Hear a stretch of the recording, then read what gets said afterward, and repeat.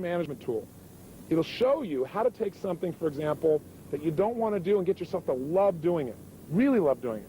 I'll also show you a tool if there's something you love to do that's not good for you, how to change it. And it's all done with some simple questions. So let's go to Hawaii, and let's give you a little idea what it looks like, and then I'll demonstrate it for you with a real person, and I think you'll laugh and hopefully learn as well. I'll see you in a few moments.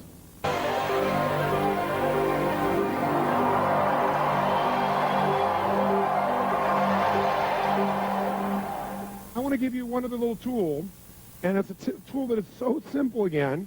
It's like my idea of profound knowledge is when you take something complex and you figure out how to make it so simple, anybody can do it.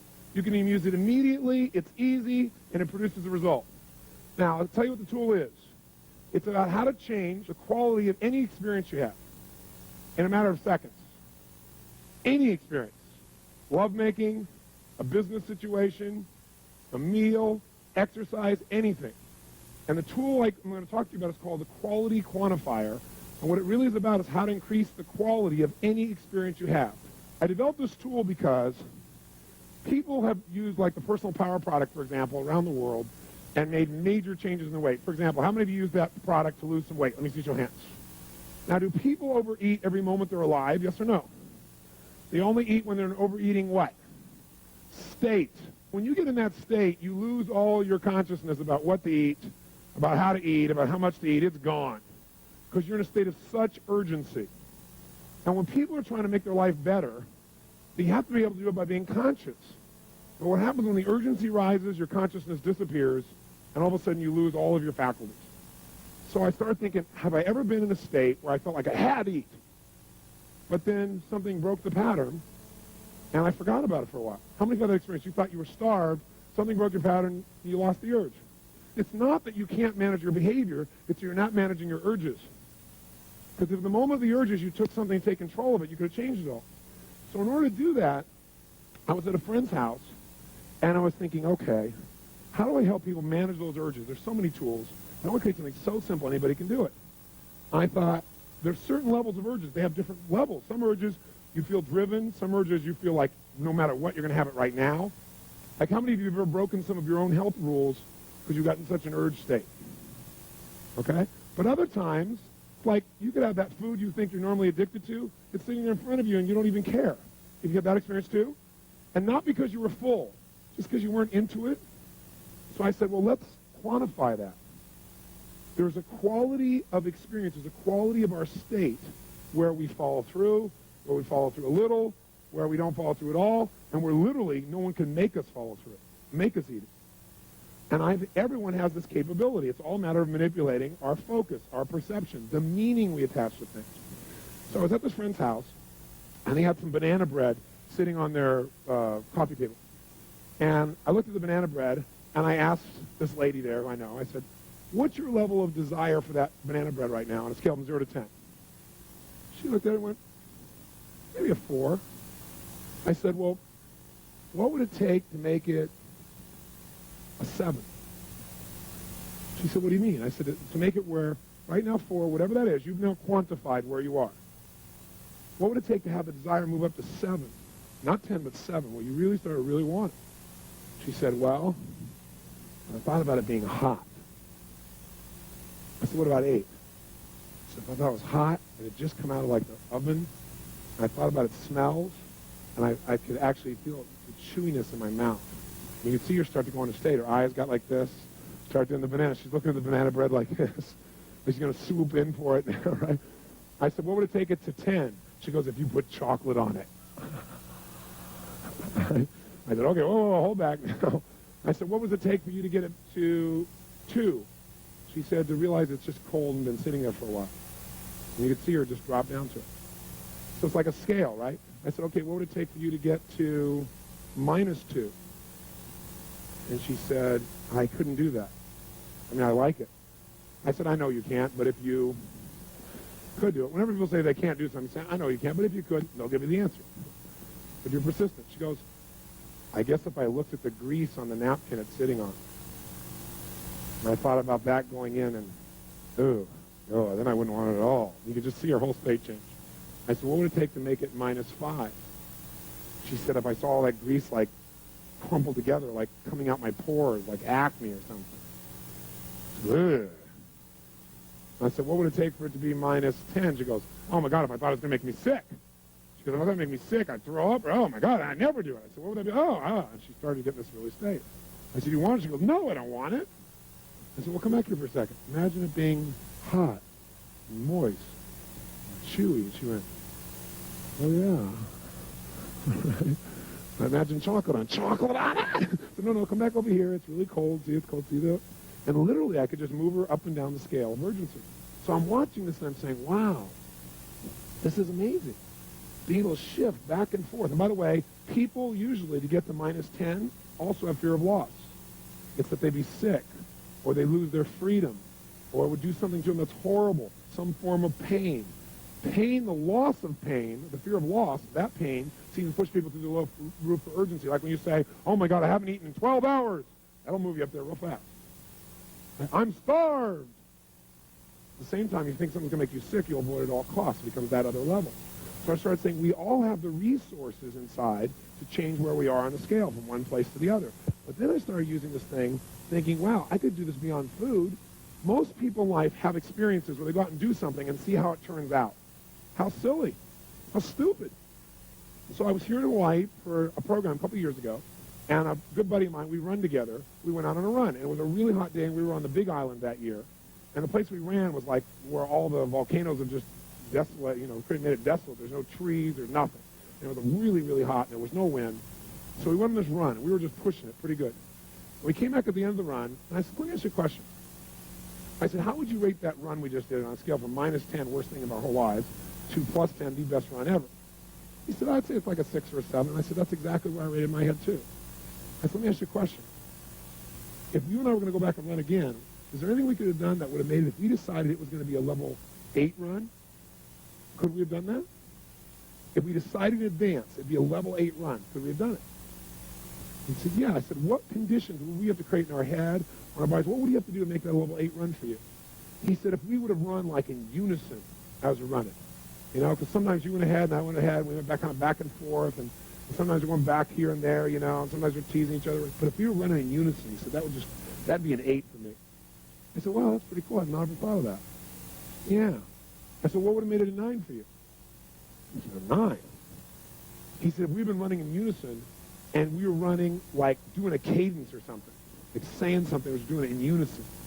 He said, it would be awesome. You guys had a military background. Cadence, right? And I said, well, what would have made it a 10? He said, we've been running our guts out, right? I mean, we couldn't even breathe. We're at the end of it. We've been in unison. We've been cranking, and we just collapsed from total intensity and exhaustion. And I said, you know what? I said, I now know why you're always getting injured. Because he's always getting injured when he's exercising.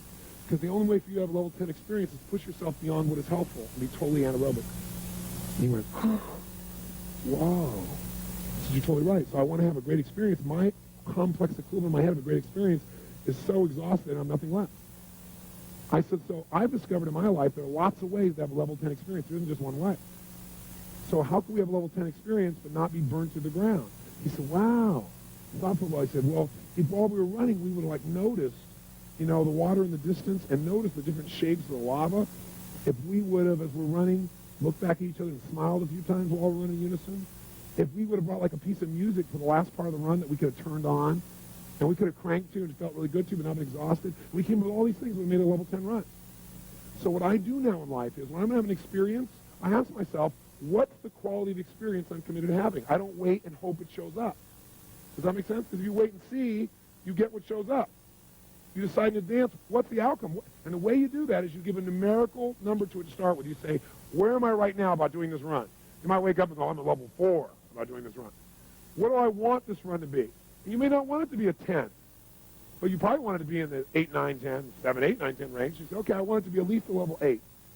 Then you ask yourself, what conditions would I have to create in myself or in the environment?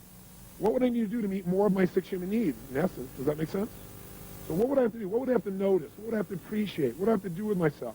What would I have to think? What would I have to focus on in order for this to be a higher level experience for me?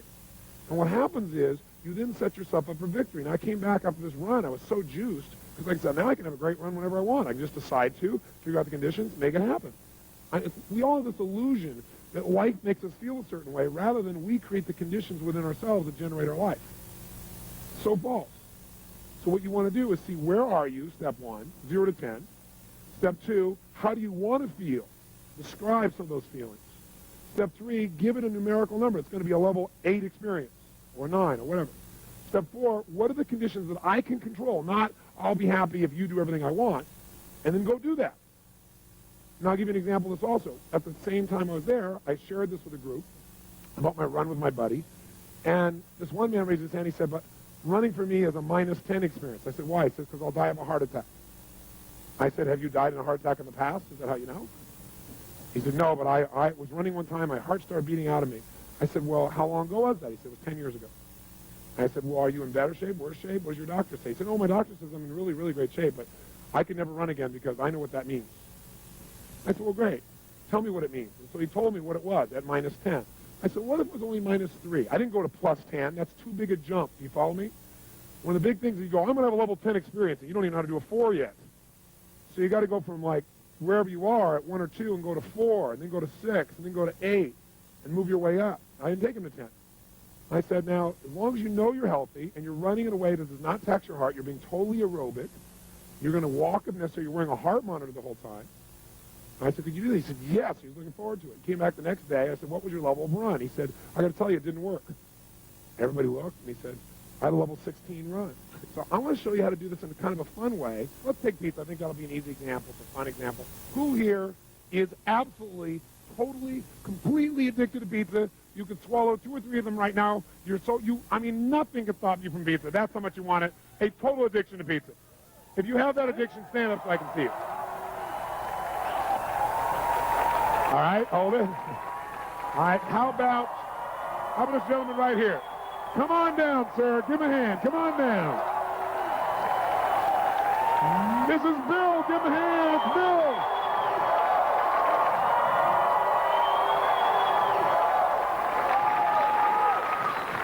First point is you got to recognize where you are currently about the task at hand, whether it's running, whether it's pizza, anything. So you're going to assign a numeric value to your experience. You're going to say on a scale from -10 to what?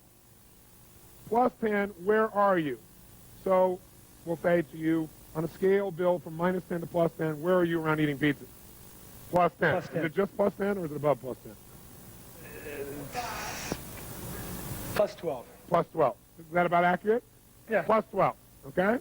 So then, most people never decide in advance the level of quality, pleasure, joy, excitement, or even pain that they're committed to experiencing to a given task in advance. So the second step is to consciously describe what feelings you want to experience while doing a particular activity. The third step is to decide and quantify. You say, I'm going to give it this quality, I'm going to make it a level 10 experience, 9, whatever.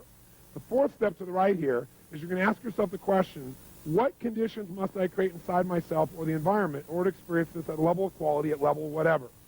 Okay? What do I need to focus on, appreciate, what do I need to do with the task in order to change how I feel about it? What we'll do here with Bill is we will ask him where he is, and we'll get him to move things for us and tell us what he has to do to change it on the scale.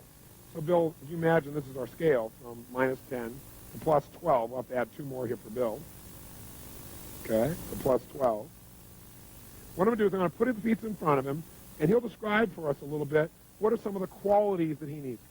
So, Bill, here is a pizza, sausage pizza. Well, first off, I don't eat sausage or pepperoni. You don't eat sausage or pepperoni? I like the cheese and the other aspects of pizza. Cheese pizza.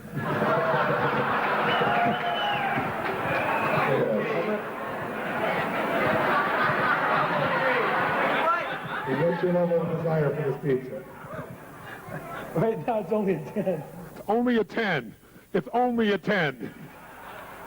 Okay? It's not really warm. Not really warm. Well, imagine it warm. 10.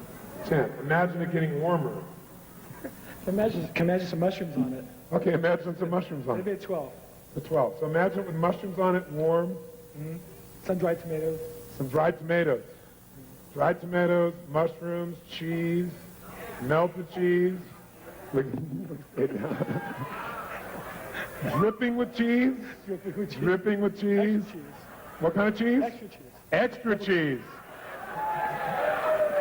What's your level of desire at that level now? About 15. About 15. Okay, so extra cheese, does that help him get in that state? Well, let's write down, what does he do to get it higher? Write it down on your little sheet here. To get even higher, what does he do? He adds in his mind that it's really hot. He adds in his mind that it's got mushrooms. And to get it to 15, he puts on extra what? Look at his face when he even says it. Look at his face. And sun-dried tomatoes, thank you. Now, think about this pizza now, and I want you to take this pizza, if you would, and put it down, if you would, to level 8. Go ahead and hold it with the other hand. Level 8. Tell me, what do you got to do to make it level 8? Plus 8. It's not really, it wouldn't be warm. It'd be warm. And maybe it's just cheese pizza or... Oh, I gotta give you, I'm sorry, I gave you the wrong one, didn't I? Yeah. There we go. Yeah, if it wasn't really warm, if it was just slightly above room temperature, maybe it'd be an 8. Slightly above room temperature, which is about what that one is. Okay, so that's an 8. Bring it down to a 3. It'd have pepperoni and sausage on it. Okay. Hold both of them now. It looks more attractive when he's got more. Did you see his face? Oh. I just don't want to drop it. Okay, that's fine, no problem. So make it a 3 and it's got sausage on it because you don't eat sausage or pepperoni. Because after all, you're one of those guys that has a pizza and a light beer. I don't drink beer either. Oh, okay, you don't drink beer either. Do you have a soft drink? Diet Coke. Before the seminar. Before I understand. I'm not on your case. I'm your buddy. But isn't that what we all do? It's not just him.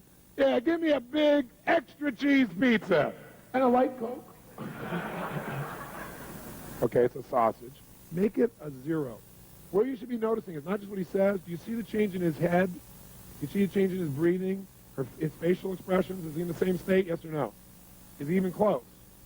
Where is it now, 0 to 10? 0. So 0 is it's been sitting out for an hour. Make it -3. It's pepperoni and sausage, and it's been sitting out for an hour, and the grease is kind of coming out of the meat. The grease is coming out of the meat. Can you picture that? Mm-hmm. Can you see that? Yeah.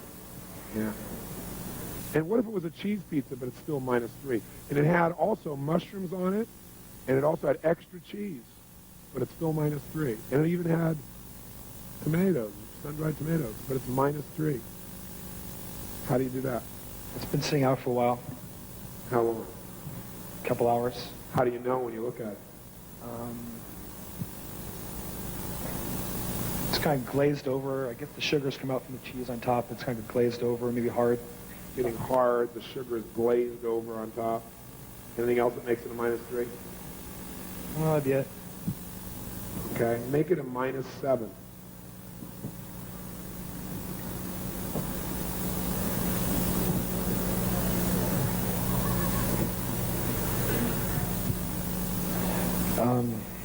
I can smell the meat kind of rotting a little bit. Smell the meat rotting. Smell the meat rotting a little bit. Where is it now? -7. It's at -7. Bring it down to -9. But it has no meat. It's -9. It has mushrooms. It has extra cheese. It has sun-dried tomatoes, and it's -9.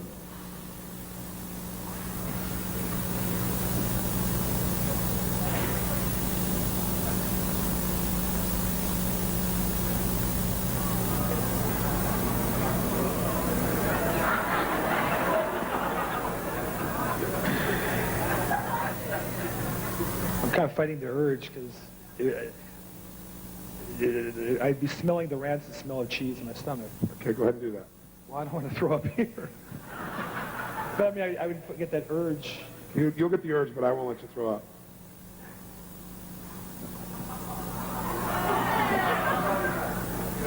Tell us when you're at -9. You won't throw up till we put you at -11. We won't take you that far. but you'll be real close.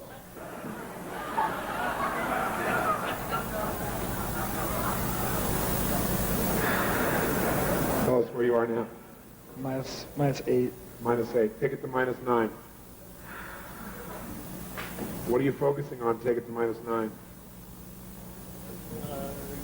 The smell. Smell of what? Like cheese, rotting cheese. Rotting, rancid cheese. Can you see what it looks like too? And smell it? I couldn't even look at it. Can't even look at it. Go ahead and look at it while you say that. Look at it. Think pizza. That's it. Just look at it. Think pizza. Tell me when you're at -9. Imagine mushrooms, extra cheese. Mushrooms, extra cheese, pizza. That's it. Mushrooms, extra cheese, pizza.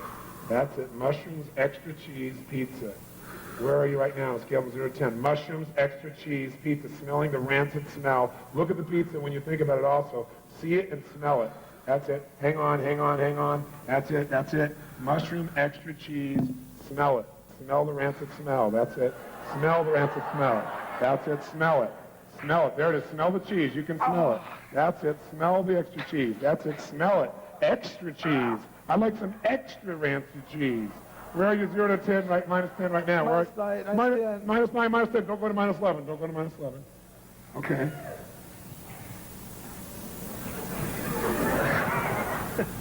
You want some? No, I don't want anything.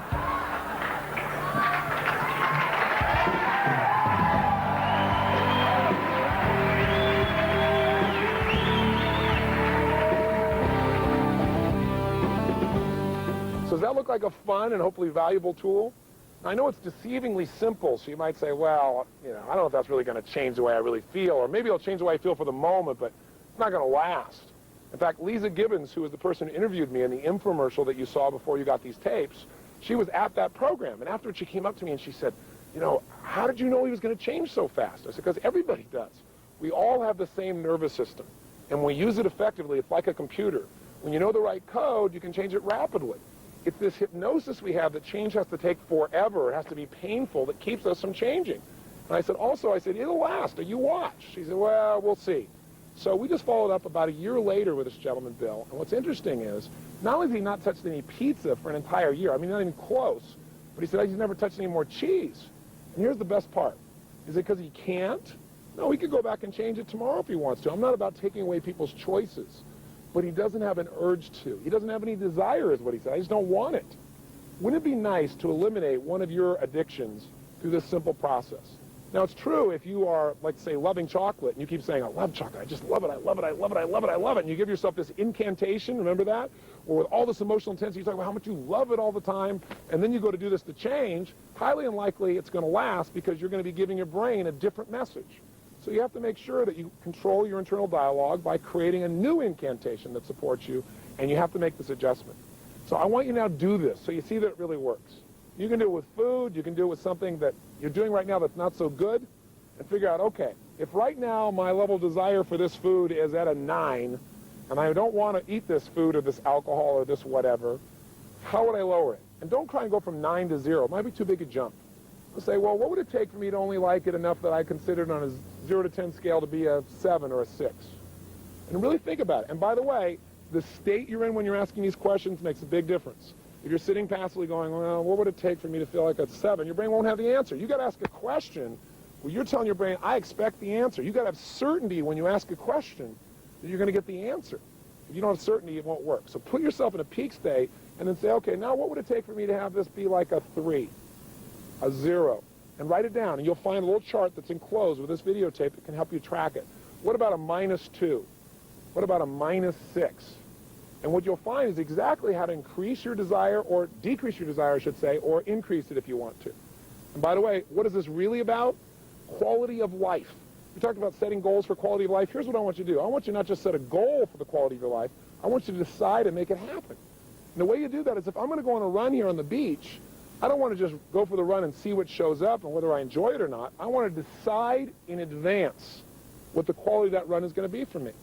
So if you want to take something that already feels okay, or you're not inspired to do, and you want to increase its intensity of enjoyment, got to say, okay, where am I right now about going on this run on the beach? 0 to 10. Well, I'm about a 6.5 or 7. Okay, well, what would it take for me to be at an 8.5? I don't know. As soon as you say I don't know, say, I know I don't, but if I did, what would it be? Kind of change your state. You'll get the answer if you keep asking. So you might say, well, if I were to notice what a beautiful day it is, well, what would bring it to a 9? Well, maybe if I brought some music with me, or if I listened to one of those Tony Robbins tapes, or something better, right? Something can put you in a good state, so maybe I feel like I'm learning while I'm running. Well, maybe I could get it to a 9.5 by doing an incantation as I'm running. I'm a lean, mean running machine. Or as I'm running, all I need is within me now. All I need is within me now. All I need is within me now, with tremendous energy and emotion. Right? If you do that over and over again, how's that going to feel? You know? All I need is an airplane to go away so I can finish this tape. Whatever it is, you want to be saying it again and again while you're running, so you're literally programming yourself. That might bring you to a 9.5. Maybe you go run with a friend, that brings it to a 10. The point is really simple. Don't settle for whatever life gives you. You determine the quality of your life. And the way you do it is ask this question. If I'm at level 7 now, what conditions? First of all, what's the level I want to have? Maybe you don't want a level 10 run. Maybe I want it to be a 9 or an 8. What conditions must I create inside myself for that to be a level 9 run? What conditions? What do I have to notice? What do I need to appreciate? What do I need to believe or experience in order to really do that? What do I need to add to the experience? What do I need to think about? What do I need to listen to? And if you'll ask that question, you'll get the answer. So I know I've dumped a lot on you.